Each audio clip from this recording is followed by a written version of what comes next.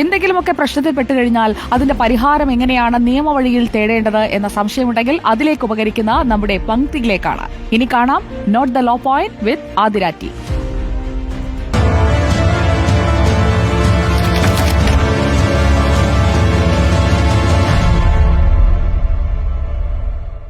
അക്കൗണ്ടിൽ minimum balance ഇല്ലെങ്കിൽ ബാങ്കോ ധനകാര്യ സ്ഥാപനമോ പിഴ ഈടാക്കാറുണ്ടോ?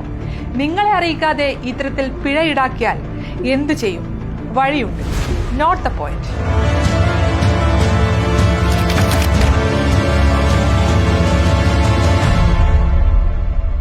നമ്മളിൽ പലരും അനുഭവിച്ചിട്ടുള്ള പ്രശ്നമായിരിക്കും ഇത്.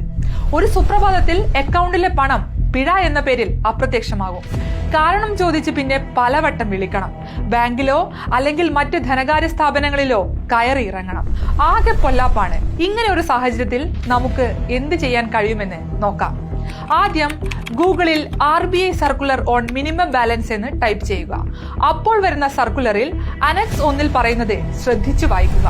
അതായത് നമ്മളെ അറിയിക്കാതെ നമ്മളുടെ അക്കൗണ്ട് ബാലൻസ് നെഗറ്റീവ് ആക്കാനോ പിഴ ഈടാക്കാനോ ഒരു ബാങ്കിനോ ധനകാര്യ സ്ഥാപനത്തിനോ അധികാരമില്ല.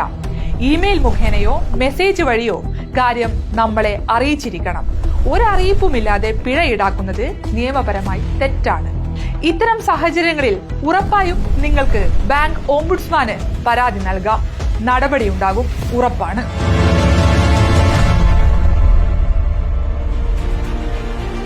കൂടുതൽ നിയമോപദേശവുമായി വീണ്ടും എത്തുക ആതിര. നമുക്ക്